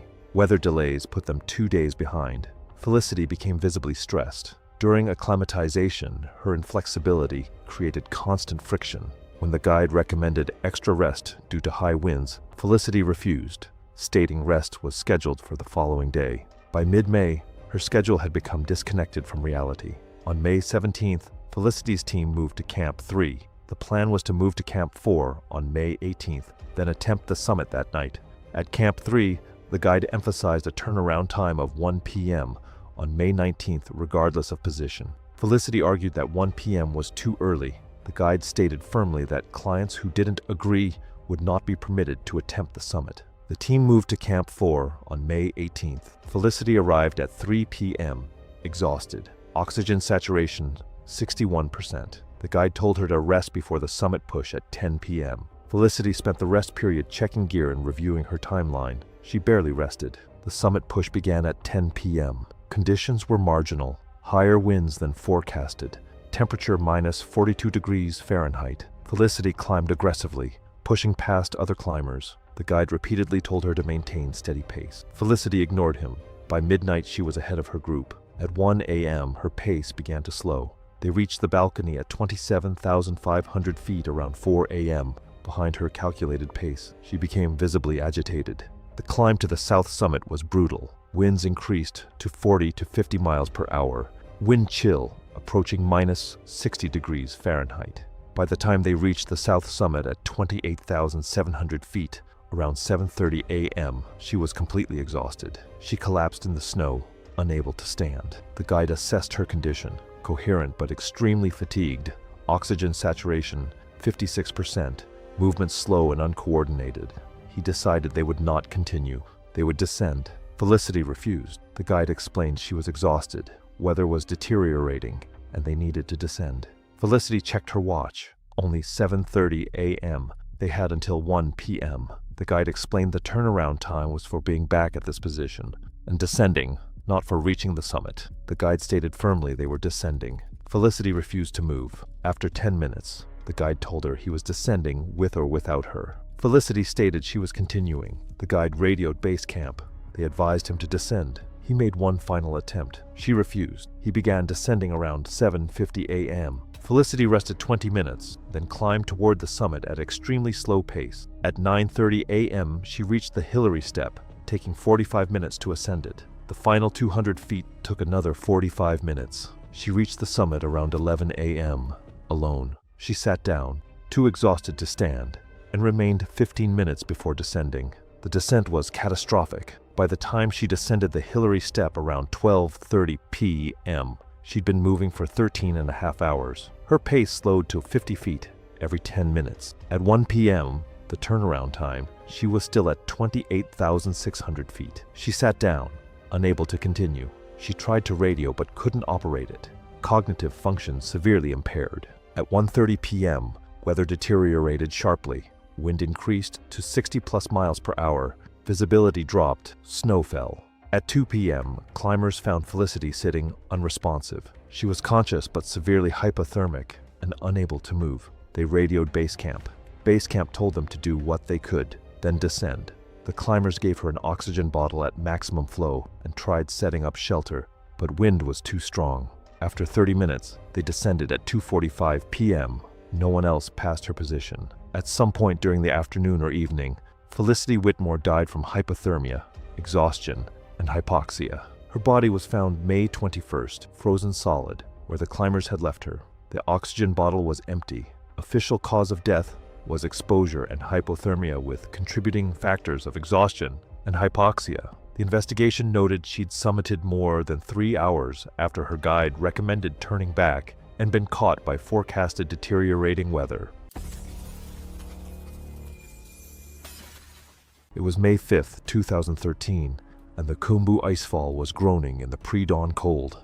Deep, structural sounds that traveled through the ice, like warnings the glacier issued to anyone willing to listen. The route wound through shifting seracs and crevasses, bridged by aluminum ladders, and teams moved through before dawn, knowing every minute between collapsing ice towers was borrowed from probability. Patricia Holloway, 47, from Charlotte, North Carolina, had built a real estate development company from a single property into a firm managing $180 million in assets. She was accustomed to environments where her authority was absolute, and questioning her judgment was treated as a performance issue. Her only mountaineering experience was Kilimanjaro the previous year. She paid $70,000 to a Nepali operator whose vetting process failed to distinguish between underqualified and willing to pay enough to make the question irrelevant. Her Sherpa was Lakpa Jangbu, 43, from Forts, 13 Everest summits, across 20 years,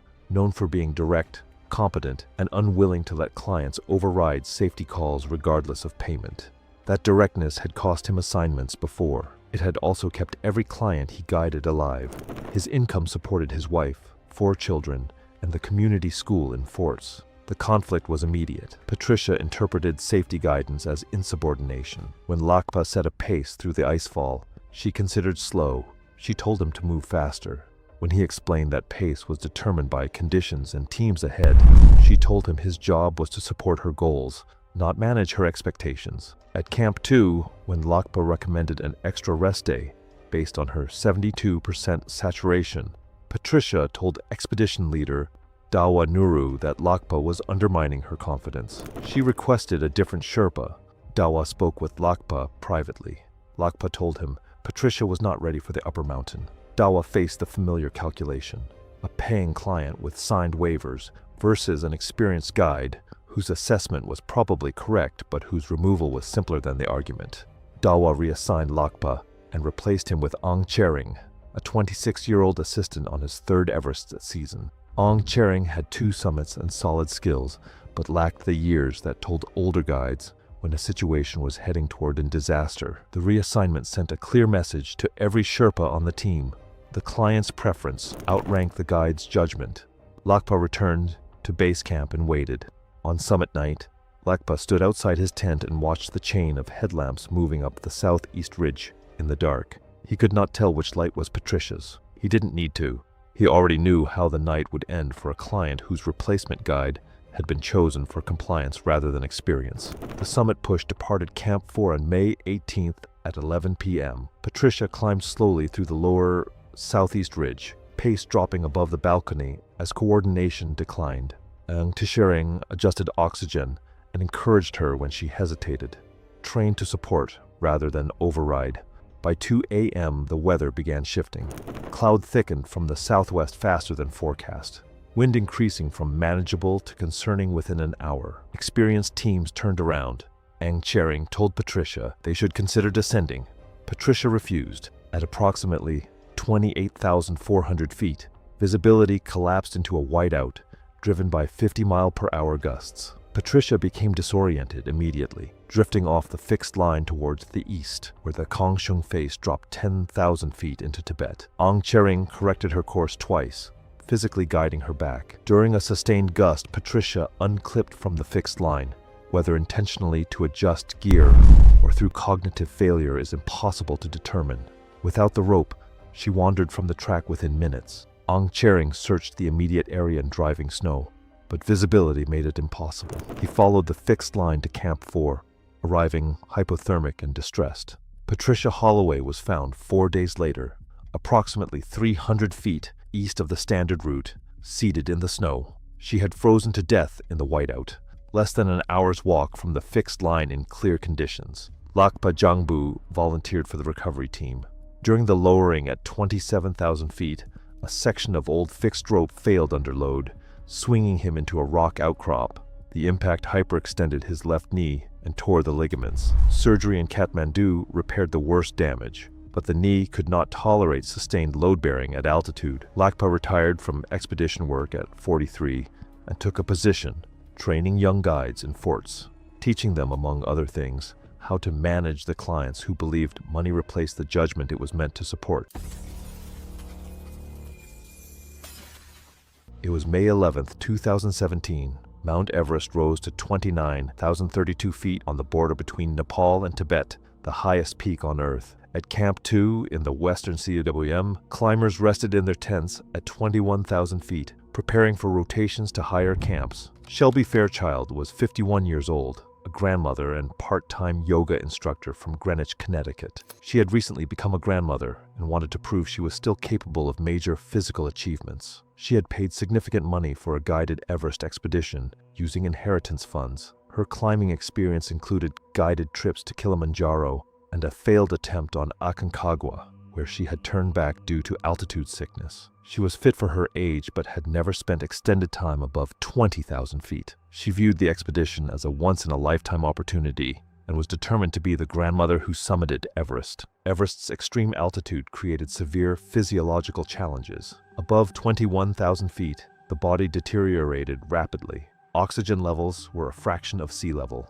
Altitude sickness could progress from mild symptoms to life-threatening conditions within hours. High-altitude pulmonary edema involved fluid accumulation in the lungs, causing breathing difficulty and chest tightness. The only effective treatment was rapid descent to lower elevation. Supplemental oxygen provided temporary relief, but was not a substitute for descent. Climbers needed to carry their own equipment and maintain self-sufficiency, even with guide support. The expedition had spent weeks acclimatizing through rotations between camps. Shelby had complained of headaches for multiple days, but insisted they were tension headaches from stress. The lead guide conducted daily health checks. At Camp 2, Shelby's oxygen saturation was measured below the normal range for that altitude. She had developed a persistent dry cough. The guide recommended descending to base camp for rest and monitoring. Shelby refused, stating she was on a schedule and needed to continue upward to Camp 3.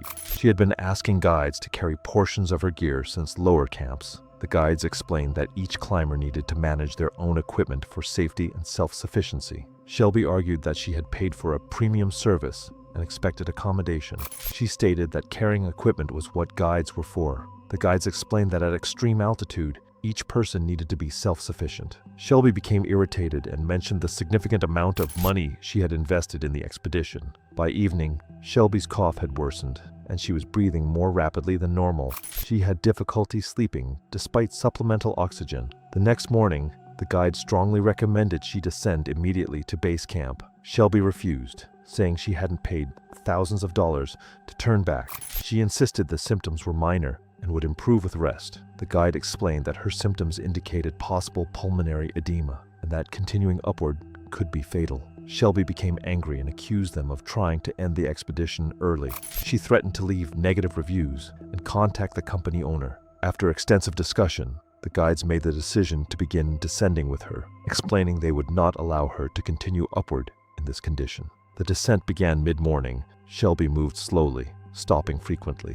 Her breathing was labored, and she was coughing more frequently. As they descended through the western CWM toward base camp, She was coughing up small amounts of pink, frothy fluid. The guides increased the pace of descent. Shelby's breathing became increasingly difficult. Her lips had a bluish tint. She stopped and sat down in the snow. The guides administered supplemental oxygen from the emergency supply. They helped her to her feet and supported her weight as they continued descending. Her cough produced more pink froth. As they continued lower, her breathing had become a wet, gurgling sound. She could no longer walk, even with support. The guides radioed ahead for assistance. Additional team members came up from base camp with a rescue sled. Her consciousness was fading. Her breathing became irregular and gasping. The guides placed her on the sled and began moving her downward as quickly as possible. She stopped breathing. They performed resuscitation efforts while continuing to descend toward base camp. She remained unresponsive. They confirmed death after extended efforts. The medical examiner's report listed the cause of death as high-altitude pulmonary edema. The lungs had filled with fluid, preventing oxygen from entering the bloodstream. Contributing factors included inadequate acclimatization response, refusal to descend despite early symptoms, and delayed descent when symptoms became severe. The examiner noted that pulmonary edema was reversible with prompt descent, and that her death could likely have been prevented if she had descended when first advised. The delay had allowed the condition to progress beyond recovery. It was May 12, 2016. Base camp at 17,598 feet sprawled across the rocky moraine like a temporary city of colorful tents and prayer flags, while climbers made final preparations in the thin air before dawn. The weather window for summit attempts was closing rapidly, creating an atmosphere of urgency and tension throughout the camp. Magnolia Pristine Ashworth was 42, a pharmaceutical heiress from Connecticut who was accustomed to having staff anticipate her every need. Money had always solved her problems, and she expected the same level of service she received at luxury resorts. She had completed 3 guided climbs in Colorado's 14ers and spent a week at a mountaineering school in France, though she had never been above 14,500 feet or used technical climbing equipment extensively. The expedition cost her $85,000, which she considered a guarantee of premium treatment and priority access throughout the climb. The Khumbu icefall contains some of the world's most dangerous terrain, with massive ice blocks constantly shifting and creating hidden crevasses up to 100 feet deep. Snow bridges over these crevasses can appear solid, but collapse without warning under a climber's weight. The icefall moves up to 3 feet per day, making safe routes obsolete within hours and requiring constant vigilance from climbers navigating the unstable terrain. Fixed ropes and ladder systems provide the only safe passage through this deadly maze of ice and snow. Magnolia demanded her tent be moved to a more level spot, claiming the current location was unacceptable for someone of her status. She insisted on being served meals first, arguing that her dietary restrictions required priority attention over other climbers. When other team members made noise during gear preparation, she complained loudly and demanded they be quieter during her rest periods. She refused to carry her share of group equipment, stating she had paid extra to avoid such responsibilities. When told she couldn't skip acclimatization rotations, she asked to speak with expedition management immediately. She criticized the quality of base camp facilities and demanded upgrades to her accommodation, threatening to leave negative reviews if her concerns weren't addressed. The expedition leader briefed all climbers about rope discipline and wading protocols, but Magnolia repeatedly interrupted to ask about special arrangements for premium clients. At 6:45 a.m., approximately 1,000 feet above base camp in the Khumbu icefall, Magnolia became impatient with the pace of climbers ahead. She unclipped from the fixed rope system and attempted to pass the line of climbers on the unstable snow to the left. The area was marked with warning flags indicating crevasse danger. As she stepped onto what appeared to be solid snow, the thin snow bridge collapsed under her weight. The sound of cracking snow echoed through the icefall as the bridge gave way beneath her feet. Other climbers shouted warnings, but the collapse happened too quickly for anyone to react. Her expensive gear scattered as she fell, with her custom-made ice axe clattering against the crevasse walls during her descent. The climber who witnessed the fall later described hearing her voice echoing from deep within the ice before it gradually faded to silence. The narrow crevasse walls pressed against her body as she became wedged in the confined space. Her breathing became increasingly labored as the tight confines restricted her chest movement. The weight of her heavy pack, loaded with luxury items she had insisted on bringing, pushed her deeper into the narrowing gap. Ice crystals formed on her breath in the frigid air as she struggled against the unforgiving walls that held her trapped. She fell approximately 80 feet into a crevasse that was 4 feet wide at the top and narrowed to 18 inches at the bottom. Her headlamp illuminated blue ice walls as she became wedged between them. The climber directly behind her witnessed the fall and immediately radioed for help. Magnolia was conscious initially, but trapped in a position that restricted breathing. The narrow confines and her heavy pack made extraction impossible with available equipment. The witness radioed base camp at 6:47 a.m. using expedition communication equipment. A rescue team was assembled, but required specialized crevasse rescue gear to be transported up from base camp. The technical rescue took 4 hours to organize due to the location's difficulty and the need for additional anchoring equipment. By the time rescuers reached the crevasse, there was no response to their calls. Magnolia's body was recovered 6 hours after the fall. The medical examiner's report listed cause of death as asphyxiation due to positional compression in a confined space. Contributing factors included failure to follow established safety protocols and attempting to bypass designated climbing routes. The incident was briefly mentioned in climbing publications as a reminder about rope discipline. It was April 22nd, 2015. The spring climbing season on Mount Everest was underway, with expedition teams making acclimatization rotations. At base camp at 17,600 feet, climbers were preparing for their second rotation. Tessa Hargrove was 39, a lifestyle blogger from Scottsdale, Arizona. Everest was her most ambitious project, a series she'd pre-sold to outdoor gear companies as sponsored content. She'd spent more money on camera equipment than proper cold weather gear. Her jacket was rated only to -10 degrees Fahrenheit, inadequate for Everest where temperatures drop below -40 degrees Fahrenheit. During the trek to base camp, Tessa complained constantly about accommodations, food, and pace. She treated porters dismissively, referring to them as the help. At tea houses, she insisted on private rooms and threatened bad reviews when told she'd have to share. During the first rotation, Tessa stopped frequently for photos, forcing others to wait. When teammates expressed frustration, she responded that her sponsors expected content and she was paying for the expedition. At Camp 1 at 19,500 feet, she spent 2 hours staging tent photos while teammates rested. On April 22nd, the team began their second rotation through the Khumbu icefall. The climb started at 3 a.m. when ice was most stable. Tessa moved slowly, stopping repeatedly.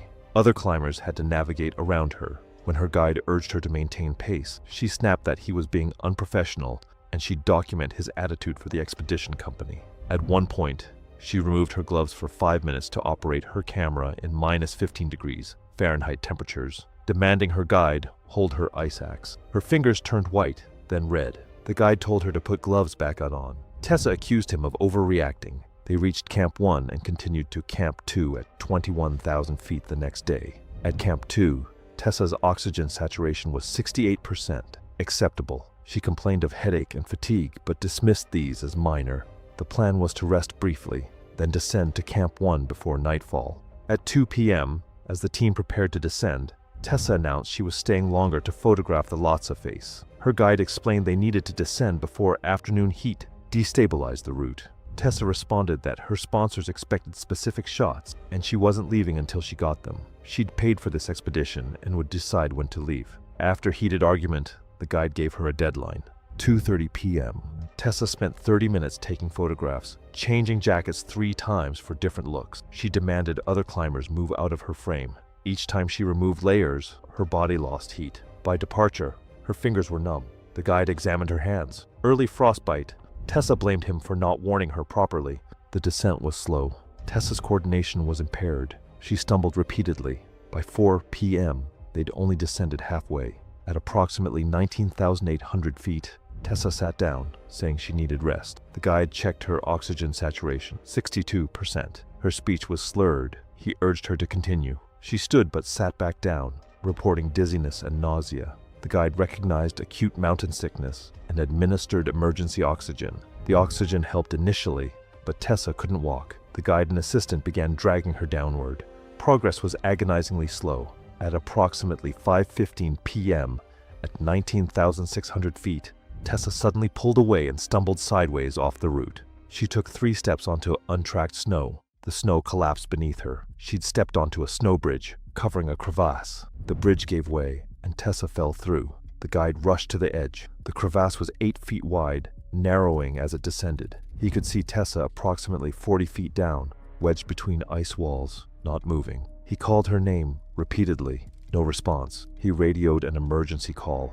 A rescue team arrived 90 minutes later after dark. A rescuer descended and reached Tessa 40 feet below the surface. Wedged between ice walls, the rescuer checked for vital signs. None. Tessa was dead. Her oxygen mask had been torn off during the fall. Recovery took 3 hours. Tessa's body was brought to Camp 1, then carried to base camp the next day. The official cause of death was trauma from the fall, combined with hypoxia and hypothermia. Contributing factors included altitude sickness, inadequate cold weather gear leading to frostbite, and exhaustion from prioritizing photography over proper acclimatization. The guide's logs documented repeated warnings, her dismissive responses, and threats regarding his conduct. Her camera was recovered with her body, containing hundreds of photos from the days before her death. The expedition company added protocols requiring guides to confiscate cameras if clients prioritized photography over safety. Tessa Hargrove's body was returned to Arizona for burial. It was May 9th, 2018, and the tension at base camp had shifted from preparation to anticipation. Weather models were converging on a window between May 14th and 16th, and every conversation carried the anxious energy of climbers who had spent weeks acclimatizing and were facing the narrow period that justified the investment. Suzanne Keller, 51, from Westchester, New York, had a specific reason for needing the earliest summit date. 3 months before departure, she had announced at a charity gala before 400 guests that she would summit Everest on May 15th to raise funds for her children's school scholarship program. The date was now fixed in dozens of social media posts, a fundraising page, and the expectations of a community she could not disappoint. Her resume consisted of Kilimanjaro and a Cho Oyu attempt that ended at Camp 2. She paid $75,000 and trained 18 months with a personal altitude fitness coach, the most thorough preparation possible without actually spending extended time at extreme altitude, which was exactly the limitation training could not overcome. Her Sherpa was Mingma Thendu, 39, from the upper Rolwailing Valley, methodical, soft-spoken, with 8 Everest summits and a cautious approach shaped by a valley where the consequences of poor judgment were visible in every generation. He supported his wife, 2 children, and his aging father, whose deteriorating eyesight required ongoing treatment in Kathmandu. Suzanne was not aggressive. She did not berate or demean.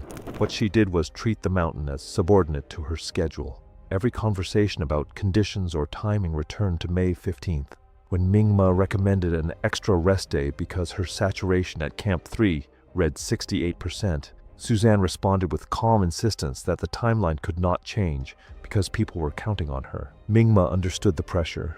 He also understood the mountain could not read fundraising pages. He conveyed his concerns to expedition leader David Reinhardt, who agreed her numbers were marginal, but noted the final decision rested with the client. They departed Camp 4 at 11 p.m. on May 14th under cooperative conditions. Suzanne reached the balcony around 3 a.m. without major incident. Above it, wind increased and cloud built from the south. Not catastrophic, but the kind of marginal deterioration that turned manageable into dangerous. Several teams turned around. Mingma told Suzanne the weather was deteriorating and they should descend. She refused. She had committed publicly to May 15th. Turning around was not an option she could accept. She summited at approximately 11:40 a.m., late by any standard, dangerously late by Everest standards. Mingma documented the moment and immediately directed her downward. The descent destroyed her. The wind had strengthened to sustained gusts above 40 miles per hour, driving spindrift that reduced visibility to body lengths. Suzanne's pace, already slow on the ascent, collapsed entirely. She stopped every few steps, her body visibly failing as exhaustion and hypoxia compounded with every meter of lost altitude that came too late to reverse what the summit had cost. The The oxygen that had sustained her on the way up was running low, and the cold was deepening toward -40 degrees Fahrenheit with wind chill. Below the south summit, Suzanne sat down and stopped. Mingma treed for 20 minutes to get her standing, adjusting oxygen, checking her mask, speaking with the steady urgency of someone who had seen this progression before. She was conscious but vacant, the person inside retreating from the cold, an effort her training had not prepared her for. Suzanne Keller died on the upper southeast ridge during the afternoon of May 15th, the date she had promised 400 people she would summit. The cause was exhaustion, hypothermia, and hypoxia. Her body could no longer fight. She had reached the summit and been unable to survive the cost of getting there. Mingma spent 4 additional hours in the death zone before a Sherpa team confirmed what he already knew: the repeated bearskin contact required to manage oxygen equipment and carabiners in extreme cold had destroyed tissue in his hands beyond recovery. Surgeons in Kathmandu amputated portions of 4 fingers across both hands. Without reliable grip strength for ice tools and fixed rope hardware, Mingma Thendu's career at extreme altitude was over.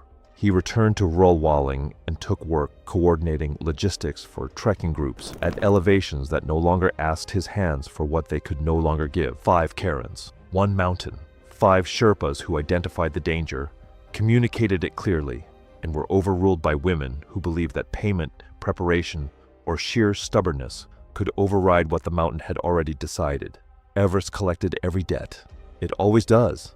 It was May 8th, 2016. Mount Everest rose to 29,032 feet on the border between Nepal and Tibet, the highest peak on Earth. Advanced Base Camp on the north side sat at 21,300 feet, where climbers acclimatize before attempting higher camps during the narrow weather windows of climbing season. Valerie Hutchins was 38 years old, a housewife from Boston, Massachusetts. Her husband was a surgeon, and she had arranged childcare for their 2 children specifically for this expedition. Her climbing experience included guided trips to lower altitude peaks during favorable conditions, but she had never climbed above 20,000 feet. She had planned this Everest expedition for over a year as a personal challenge. She viewed weather forecasts with skepticism, believing they were often exaggerated to avoid liability.